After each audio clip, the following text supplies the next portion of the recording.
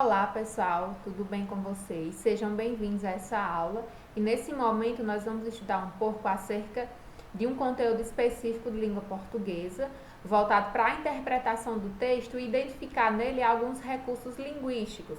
Então hoje nós estudaremos as figuras de linguagem.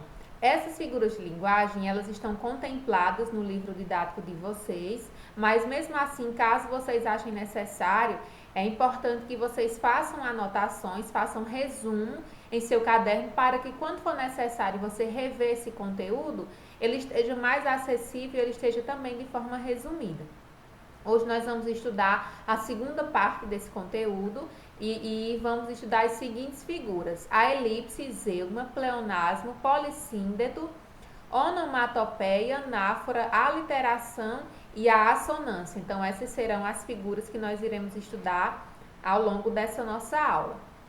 Então, vamos lá.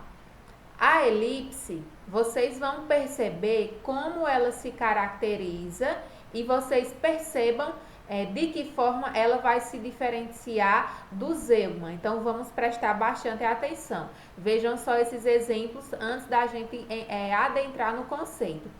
Ele fez isso e eu. Você está louco? Vejam nesse exemplo aqui, se você consegue compreender o que o texto está repassando. Agora vamos observar sempre em pares a segunda frase que também traz essa mesma ideia. Ele fez isso e eu perguntei. Você está louco? Veja que nesse primeiro exemplo eu não tenho a palavra perguntei. Mas no segundo exemplo eu insiro esse perguntei para a frase ficar mais completa.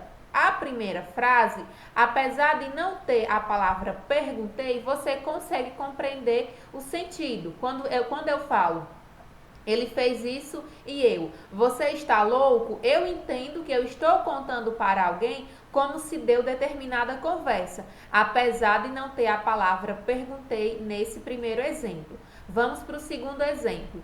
Casa de ferreiro, espeto de pau. Vejam que nesse exemplo aqui, a frase ela é mais concisa, resumida, ela é mais sucinta. Já no segundo exemplo, após a barra, eu vou ter uma frase mais completa. Então, nós temos, em casa de ferreiro, o espeto é de pau. Então, percebam que nessa minha segunda frase foram adicionados esses termozinhos, em, ó e é, que não tinha no primeiro exemplo. Mas, mesmo assim, na primeira frase, apesar de não ter essas palavras, eu consigo compreender. E na segunda frase, ela vai estar mais completa, o que também faz com que eu tenha uma compreensão.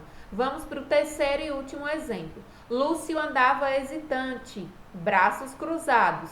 Segundo exemplo, Lúcio andava hesitante, com os braços cruzados. Vejam que na segunda frase foi adicionado com os braços, então a frase está mais completa, mas no primeiro exemplo, Lúcio andava hesitante, braços cruzados, eu consigo compreender sim o sentido dessa frase. Então a elipse, que é a figura de linguagem que nós estamos estudando, é uma figura de linguagem caracterizada pela omissão de um determinado enunciado. Porém, esse termo pode ser subentendido pelo contexto. Por isso, embora o elemento esteja omitido, ou seja, não esteja expresso, o contexto nos ajuda a perceber qual elemento é esse. Então, vejam que aqui, nessa figura de linguagem, eu vou ter a supressão, a retirada de alguns termos, mas que essa ausência desses termos não prejudica a compreensão. Eu consigo saber qual elemento está faltando só pelo contexto da frase. Vamos passar para o nosso próximo exemplo. O zeugma, a figura de linguagem zeugma. Vamos observar essa tirinha para entendermos melhor. Você é um colírio para os meus olhos.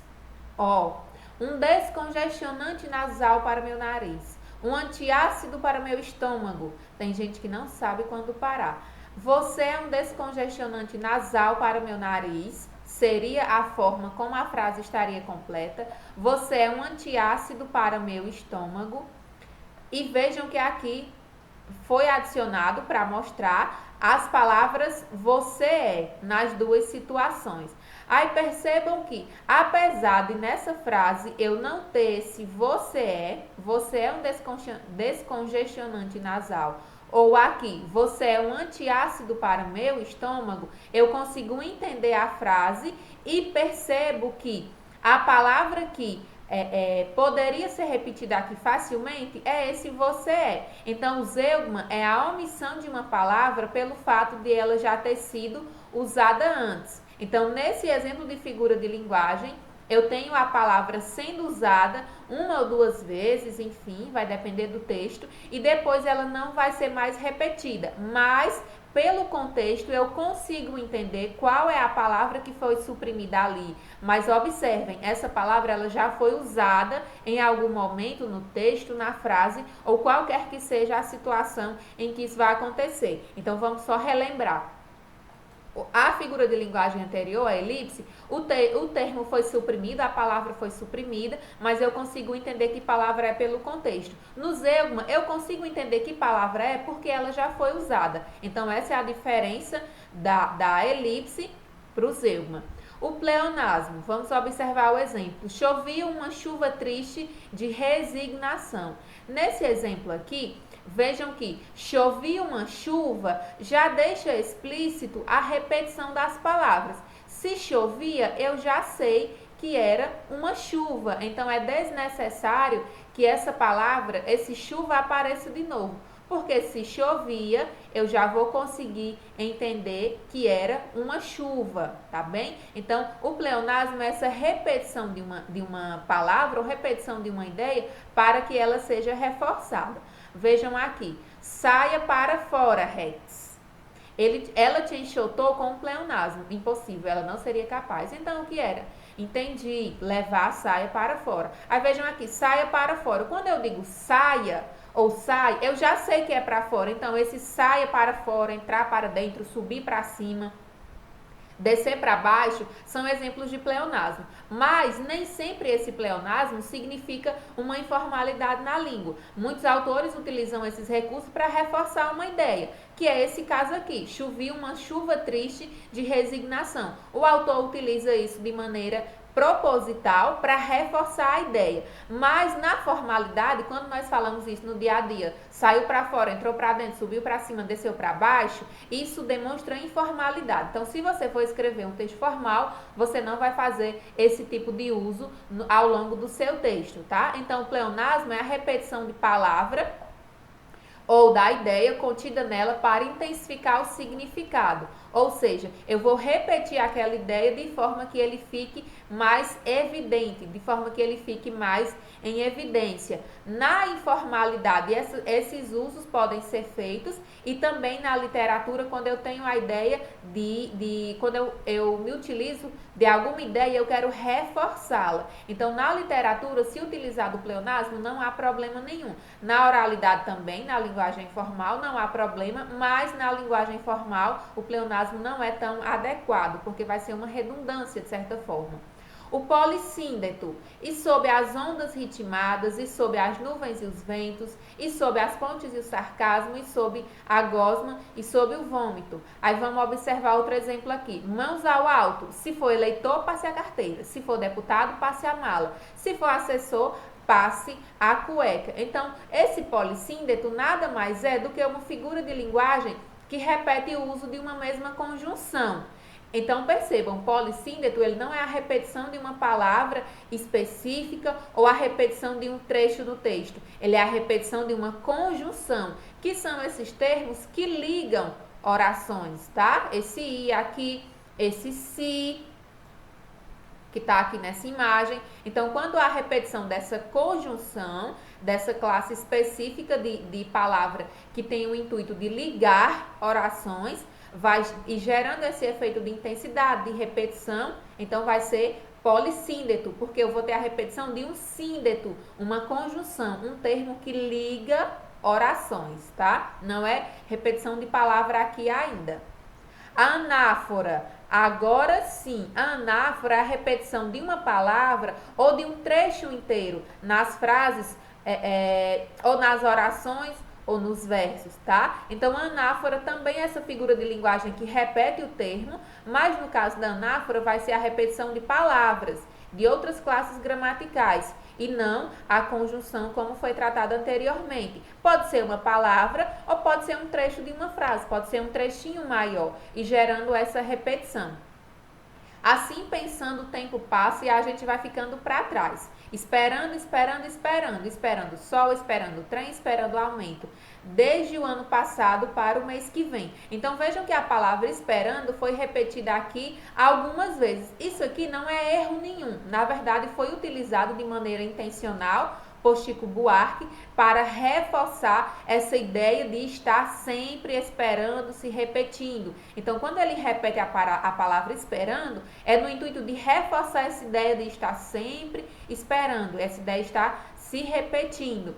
Quando em textos formais ou em textos que não são esse gênero, não é uma canção, não é um poema, não é uma poesia, um texto, uma redação dissertativa argumentativa, quando você utiliza a mesma palavra várias vezes, em que essa repetição de forma desenfreada, isso é considerado um erro. Mas na literatura, a intenção é reforçar a ideia com essa repetição. Então, não vai ser considerado erro. Vamos observar essa outra imagem aqui. Doutor, eu estou com falta de ar. Só, pois esse hospital está com falta de leito, falta de médico, falta de medicamento, falta de verba. Então, ele repete várias vezes a palavra falta, falta, falta, para reforçar essa ideia de que está faltando alguma coisa, de maneira intencional. A onomatopeia, essa figura de linguagem, ela provavelmente é muito conhecida por vocês porque ela é muito usada, independente dos gêneros em que ela vai aparecer. Mas geralmente as histórias em quadrinhos e as tirinhas, elas se utilizam demais desse tipo de figura de linguagem, que nada mais é do que aquela figura de linguagem que faz a representação de sons ou ruídos que são criados ou por alguma ação, ou por algum objeto, ou algum animal, ou pessoa. Então, a onomatopeia nada mais é do que a representação de sons da natureza, seja som, seja ruído. Enfim, observem aqui, bum, bum, bum, Cebolinha, quer parar de fazer barulho? E aí ele continua, buá, buá, aqui imitando o som do choro. Então, percebam que essa figura de linguagem, ela representa, ela é a figura de linguagem que imita, tentando aproximar os sons ou ruídos que são gerados na natureza, ou seja, sons emitidos pelas pessoas, pelos animais, por queda de objeto, enfim, qualquer que seja esse som. Quando eu tenho esses termos que tentam imitar esse som, que tentam reproduzir esse som, eu vou ter a onomatopeia. A aliteração. Então, vamos observar aqui. O rato roeu a roupa do rei de Roma. Cebolinha, você aprendeu a falar? O rato roeu a roupa do rei de Roma. Claro. Aí, vejam, observem aqui. O rato roeu a roupa do rei de Roma. Que som está se repetindo aqui? O som do R. Esse som RAM, né? Então, percebam que esse som, ele está se repetindo. Quando eu tenho isso no texto usado de maneira proposital, eu vou ter a aliteração, que é um recurso sonoro que se caracteriza pela repetição regular de determinado som consonantal. Então, quando é uma consoante usada intencionalmente, repetidamente, produzindo esse som, eu vou ter a aliteração. Então, a aliteração é caracterizada pela repetição de sons consonantais. Vejam aqui, o rato roeu a roupa do rei de Roma. Não é a repetição da palavra, e sim a repetição do som, nesse caso, o som do R. A assonância. A assonância, ao contrário da aliteração, vai ser a repetição dos sons vocálicos. Então, aqui, esta menina tão pequenina quer ser bailarina. Esse I e esse A se repetindo, geralmente isso vai acontecer nos poemas. Vejam que nos poemas, quando o autor tenta fazer as rimas, ele vai repetindo sempre as vogais no final da sílaba da palavra de cada um dos versos. Então, a assonância é a repetição de sons vocálicos, seja a repetição das vogais. E essa é a nossa última figura de linguagem. As atividades que são propostas aqui, passarei para vocês posteriormente. Então, esse foi o conteúdo, a nossa segunda parte das figuras de linguagem. Espero que vocês tenham entendido, feito as anotações de vocês e até nosso próximo encontro.